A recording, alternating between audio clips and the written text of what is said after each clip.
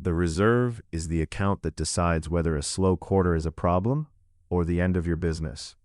Most self-employed people have one account doing two jobs, and it fails at both. Your emergency fund is personal, 6 to 12 months of rent, groceries, utilities. Your business reserve is separate. It covers the gap between what your business earns in a given month and what it costs to keep running. Both must exist. The reserve does three things. It bridges the slow months when revenue falls short of bills. It covers predictable but lumpy expenses, quarterly taxes, annual subscriptions, insurance premiums. And it gives you negotiating spine. A business with 3 months of reserve can say no to bad clients and hold the line on price.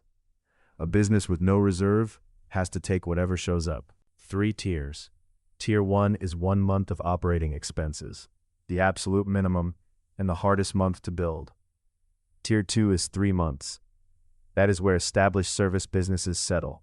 Real protection, real breathing room. Tier 3 is 6 months. That is a multi-year goal. You're protected at Tier 2. Tier 3 is where you stop flinching entirely. Manual funding fails. You mean to transfer $500 a month. Month 2, an expense came up.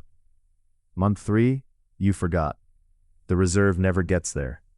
Automatic funding works. A percentage of every deposit routes to the reserve before anything else.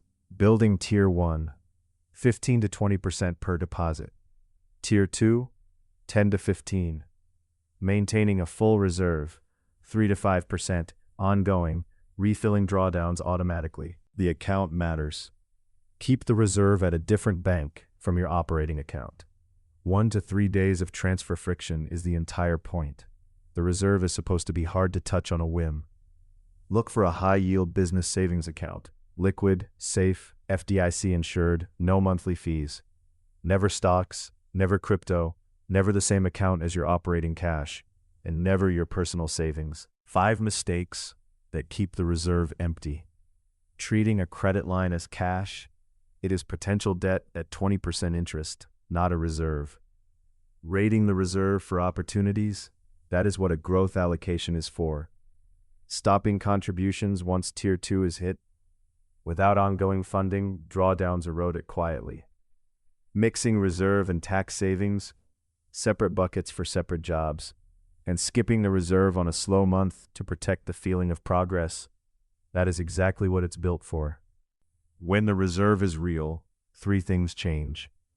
The calendar smooths out. Slow months become routine, not crises. Decisions become business decisions. You evaluate on merit, not on whether you can survive the wait.